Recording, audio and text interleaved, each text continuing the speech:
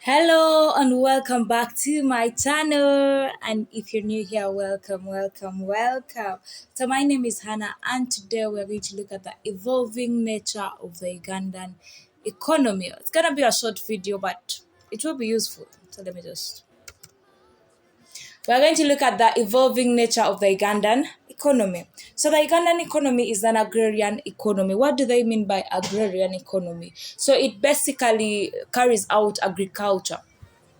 So peasant agricultural production has been the predominant economic activity for Uganda since pre-colonial times. Yes. So during the colonial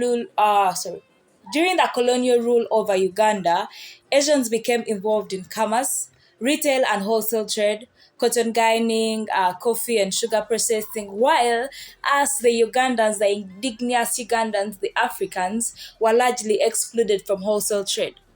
So because of this, Africans became very annoyed because according to colonial policy, licenses could only be issued to traders who owned permanent buildings of stone or concrete. And yet we very well know that by that time, very few Africans, very few Ugandans owned permanent buildings apart from those who are really well off during the time. So only those were allowed a license to carry out trade. So by 1959, Africans handled less than 10% of national trade. This is according to Kasozi 1999. I want you to imagine less than 10% of the Africans were able to handle national trade. That means the rest was left to the foreigners during the colonial rule. This colonial policy provoked intense resentment.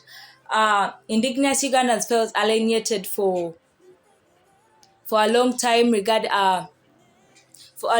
and regarded Asians as foreigners as exploiters. Supposed to have and for a long time and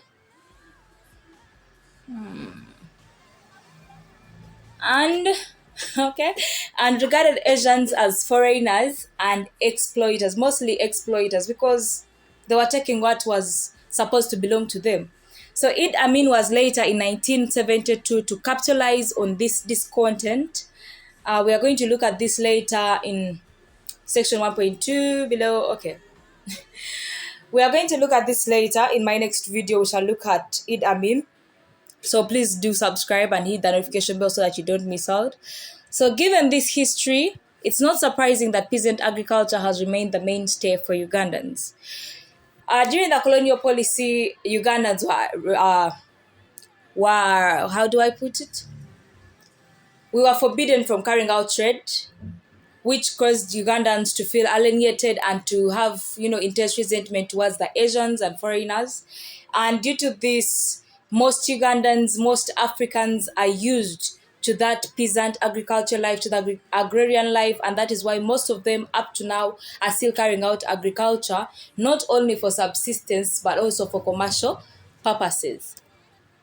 Agricultural productivity has also remained low, and this means persistence of poverty, especially in rural areas where 80% of Ugandans live, mainly as smallholder subsistence farmers. So most of the Ugandans have still carried out agriculture till now, but they still carry it out on a small scale and also mainly for subsistence purposes. They're not doing it for commercial purposes, which has led to the persistence of poverty.